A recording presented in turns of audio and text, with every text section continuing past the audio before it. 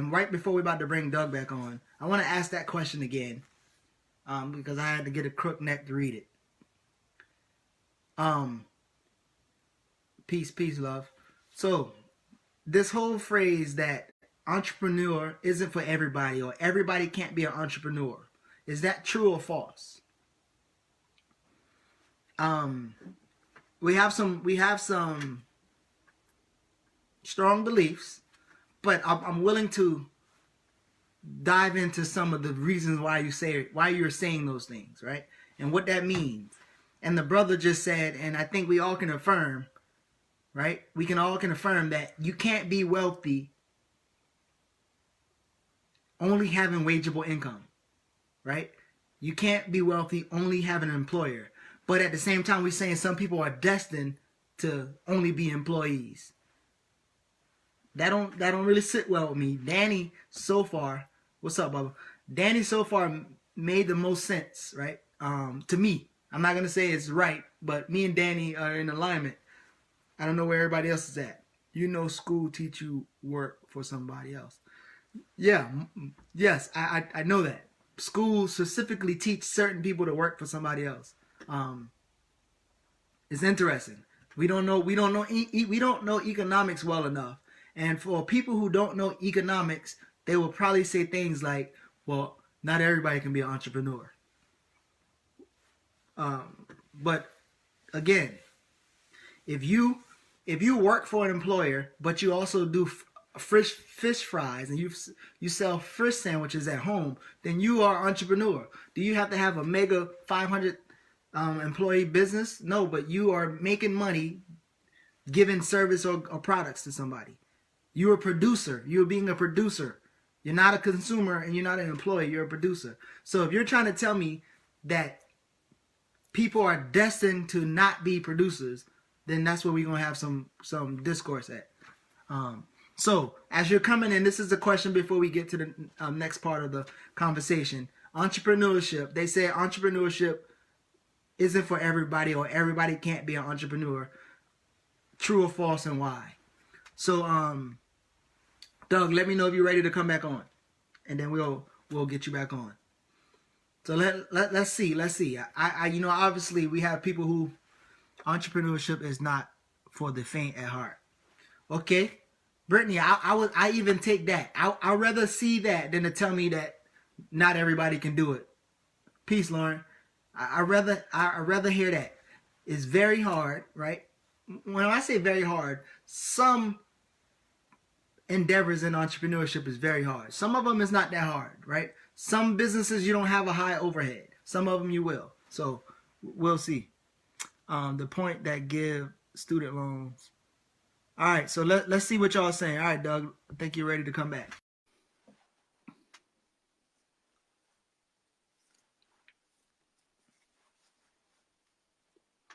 So anybody coming in,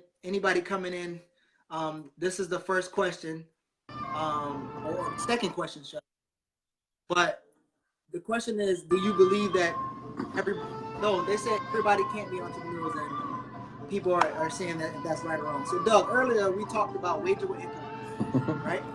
So if we say you only can build wealth, you have multiple streams of income, then how does that narrative fit with entrepreneurship is not for everybody? Everybody can't be an entrepreneur. So you're saying that my life destination, some people's life definition is to be employees or consumers and employees and not producers. So multiple stream of income, that's first of all, that's the biggest myth that a lot of people have.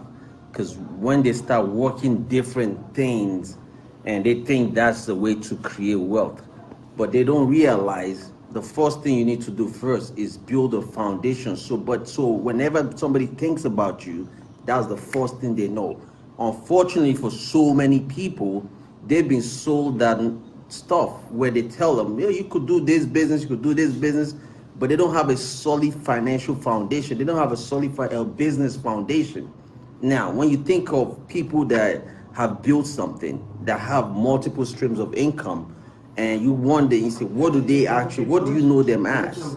Then you know them that they are doing a lot of things, but that was later down the line.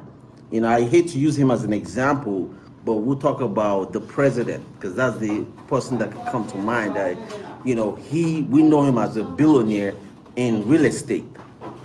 So when you think of him, you think of him as a real estate guy. But now he has all the things that his real estate has grown and allowed him to be able to do. Other things like own hotels now. Now he's in the TV show. Now he's a president. But the foundation led him to that, which was his business. So if you ever think, even anywhere in the world, you think of Trump, you think of him as the real estate guy. Now we're going to know him as a president. So entrepreneurship is not something, and I see what you're saying. Just because, see, a side hustle, it doesn't mean you're an entrepreneur. Just because when you become an entrepreneur is when you legitimate your business, when it's something that you could pass on. You can't pass on side hustle.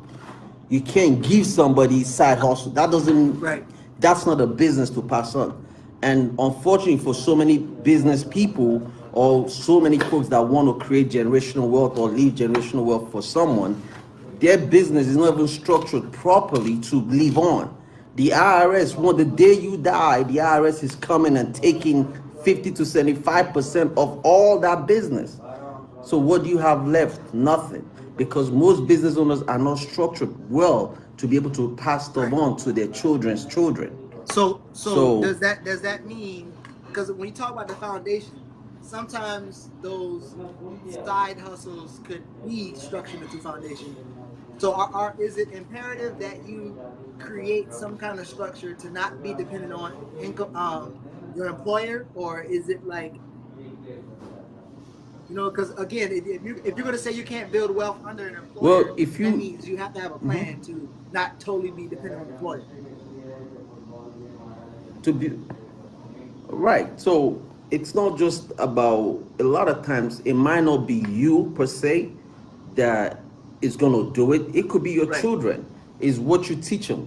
So you could have an employer that is feeding you to, and you might not be the entrepreneur person or whatever, but your kids, you could teach them the importance of, maybe because your children might be interested in that life. There could be a family of 4. Doesn't mean all 4 people in that family, all those children, are interested in being an entrepreneur. One might want to be an entrepreneur. One might be like, what, I just want to do this work and keep it moving. I'm not interested in that life. So it just depends. So you got to figure, when I talk to my clients and do a family plan, I sit down, I say, okay, you need to identify which of your children is actually interested in running your business, right? Because the other ones might not be interested in it. And you need to know which one is going to be able to come in based on their talent that they want to come in and do. I'll give you an example of J.D. Rockefeller, right? All his kids, he wanted them to come into the oil business. But one of his sons said, listen, I'm not interested in the oil business. I don't want to do that stuff. But can you allow me to go into this financial world? That was the best decision that Rockefeller made, allowing his son to go into the financial space. And his son went into the financial space and came back with the knowledge to grow that family wealth.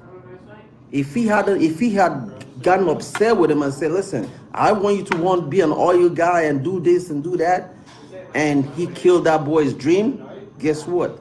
Right. So check there this wouldn't out. be a J.D. Rockefeller. Let's say that I'm working for an employer, right? And I'm doing, and can you tell me a little bit about gaining good debt to acquire assets? For instance, I buy a duplex house, and I might not be an entrepreneur, but I have another stream of income from tenants, which could kind of be entrepreneurial minded. So, can you tell me about like some good debts that you can? You're an entrepreneur. Acquire assets. Yeah, definitely. Money is no good unless it's working for you. Cash is not king unless it's working. See, people have been brainwashed with cash is king, and then they hold on to it for like as if cash doesn't mean it's useless until it starts breeding children, making money. So owning a duplex, yeah, you're getting income. Now you're an entrepreneur. But now the question is, how are you owning that duplex? Is it still tied to your social security number? Do you get a 1099 at the end of the year? I mean, is the IRS your LLC? Because your LLC flows back to you as a business owner. So what I do is I'll teach you how to make sure that duplex is able to be passed on to your children, because when you set up the right structure to properly own that duplex. See, unfortunately for so many entrepreneurs that own real estate, they don't own it properly. They own it with LLCs and stuff, and that doesn't mean it's going. They're getting killed with taxes every year. Before I go to my next question, someone told me saving is for poor people who believe they'll never have more. You ever heard that?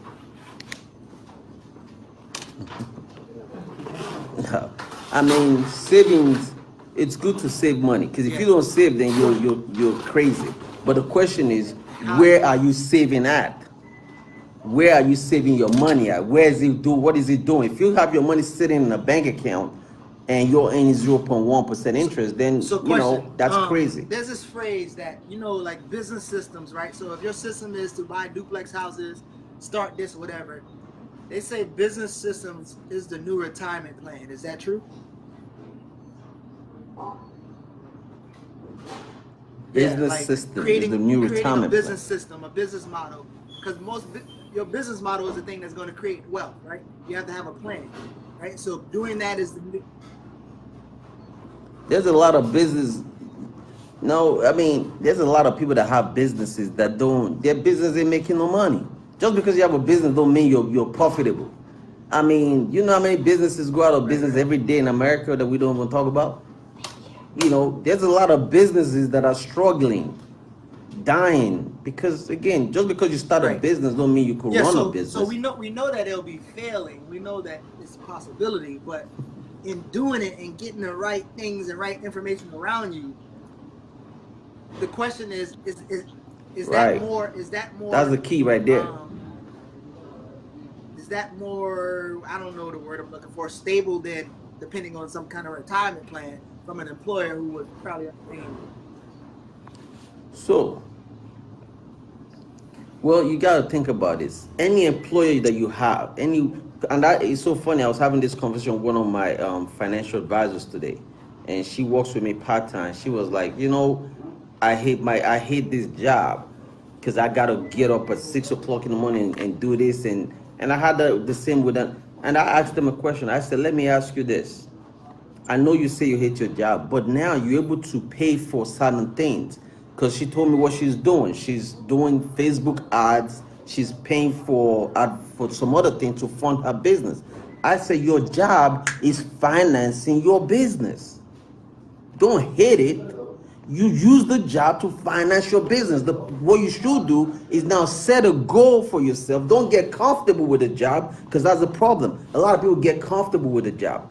See, when I started my business, my insurance business, I wasn't making no money. The first thing I did, I started working paper routes. But I didn't sit there and get comfortable, because the people I was working in that paper route, guess what? They were comfortable. They wanted to retire there. I'm like, wait a minute, dog, this is not my vision. So I used that to fund my insurance business. And once I started making the amount of money to replace that income, then I quit that job, because I put 100% in my business. I say that one of our of many issues for inclusion, but Black folks do not treat their employment opportunity like an apprenticeship to create their own. So we should be a little bit more strategic at where we work, getting the resources and information that we need to do, and have that funding source to create our own. So that's powerful. To do you right, because the bank ain't gonna loan you no money. I'm gonna read 2 comments and then I'm gonna ask another question, and just let me know about your timing. So if you gotta go, let me know. I know. I gotta run out in a minute because I have a conference call at 10 p.m. tonight. Then I want you to plug your book before you leave. All right. The job is the others. So job finances business. All right, no problem. And I problem. both work 2 and 3 jobs in order to launch our company. Okay, I like that. Like the that sat. Nice. Yeah. But what they should do, what they both need to do now is they need to get an insurance policy on their lives, because these 2 3 jobs that they're working, they need to set up, because for example, if the business, I don't know how much it's going to cost them to start their business, but let's say it's $100,000, just using that number, then what they need to do is multiply that by at least 10 and get $1 million coverage life insurance on themselves. And don't just go get get $1 million life insurance coverage that you can, just in case when we launch the business, life happens and somebody dies, because we can't control that, right? So then they'll be able to still continue that vision, Okay, she that said she don't dream work. They that they don't work wanted. with them anymore. I guess that was to start the business. But here's this. So I want you to talk a little bit about tax codes, right there. When you learn your tax code, you can make some moves. And they say like there are people who are writing off up to 50 to 60% of their lifestyle. So they're writing that off. Is that true? Is that like, what can you tell us about that? It depends on how they're doing it, right? You can't just write off stuff if you're not structured properly. So the reason the wealthy, because the key is that the reason the wealthy don't pay taxes is they don't take income. If you take income, you got to pay income tax. So the question is, how do I structure? The key to wealth, J.D. Rockefeller says this best: own nothing, control everything. Own nothing, control everything. So if you own everything, then you're gonna get sued, you're gonna pay taxes, because everything is in writing on your social security number. But when you're structured properly, and those are some that we teach and sit down and explain, because it's a whole different world. It's not something that, it's not for the whole world to, it's privately. And we have those conversations with our clients to teach them how to properly structure themselves. And if you pull up a W-9 form, I'll just give you a hint. If you go and pull up a W-9 form, which everybody fills out when they're looking to either get somebody to pay them a 1099, or you're trying to collect money from somebody, correct? So that's a W-9. You could Google it. It has all the 5 structures on there: LLC, sole proprietorship, S corporation, C corporation, and then the last one that most people don't even check the box of, trust and estate. Trust and estate. When you talk to an attorney that's local in your state and ask him about can I use my trust to run business, they'll say no, you cannot, because that attorney is only familiar with one type of trust, which they call a grantor type trust. But there's other types of trust. There's 60 types of trust in America, 60 different types. Which one is the IRS talking about? Because obviously the trust and estate is an entity. The estate part is the part where when you pass away, because you yourself right now, you are an estate. Every human being is an estate. That's why we pay estate tax. But how about the other guy that says the trust right there? That's a business entity. Right. Most people are not familiar with. Yeah. So Yeah. that's a different conversation. That's that weight. That's that weight. So you got one more? You got one more in you? One more. This is the last one. All right, one more. You kill it, One more. right? All right, so is it imperative for us people, humans, especially people who look like us, to find ways to get paid for doing something that they love? Is that imperative? Why so? Yeah, you should. Of course. I love educating people on finance, on how money works, on why you need to be doing the financial world correctly. Because I don't push stocks or mutual funds, any of those things, because those are casino. And that's one thing I want to say too. No business owner should take their hard-earned profit and invest in somebody else's company. That's what the stock market is. But we've been brainwashed thinking that a lot of you you got to invest in the stock market, and you got to, no, do not do that. As a business owner, you should reinvest your hard-earned profit back into your business to grow your business. That's the key. And there's other alternative investments that you could also do that pays good double-digit returns. But most people are not familiar with that because they've been lied to by the media and all these so-called experts to invest in the stock market. So a business owner should always reinvest their profit back into their business. And a business owner should have a cash value life insurance policy to park their money and use that to leverage. Still going? All right, so it was cutting off a little bit, but tell the people about your book, and when you leave, if you can comment the link on there, like in the message later on, later on. But tell us about your book and where they can find you. Yes. Yeah, the book is called Creating Generational Wealth. What the super wealthy know that you need to know as a business owner. And it's on creatinggenerationalwealth.info. That's my book website. If you order it from there, it's $20. I sign it for you and all that good stuff. Or you could get it on Amazon. I think it's $20 there, but Amazon takes their cut. Yeah, and you could get it there as well. I get $9 from Amazon after they take their cut. If you want to keep making Amazon rich, buy it from them. But if you want to make your brother rich that wrote the book, buy it from me. Because you're going to pay the $20 either way. But my last book that I published last year, I was telling people, I was sending them the link. I was like, yo, buy it from me, I'll mail it to you.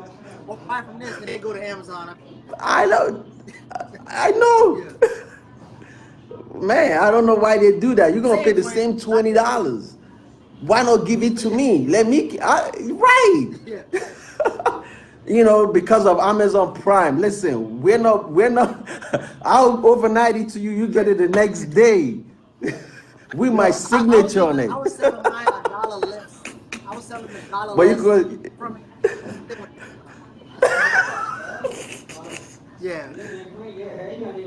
I know. Amazon got them, bro. It's all good. But listen, and they could get it on Audible. We have it on audio book and all the stuff. So you could always get it there. And my company is Lago Financial Services. Business owners, if you want to get your business seriously and really be able to pass it on to your family, we could talk and I could show you some strategies that will help you not only minimize taxes, but also protect your asset. Those are the two things that's so important. Protect asset, minimize taxes, and get your business out of debt. Because that's something that we do. We help families become debt-free and wealthy all at the same time. Brother, thank you. Enjoy your time up there in India. Thanks for coming. Yes, sir. Appreciate it. No problem. Yeah. All right, so let's finish up. Yeah, that brother was killing it. He killing it. He's fired. Make sure y'all follow him, buy his book, do what you gotta do for my brother. Buy from him.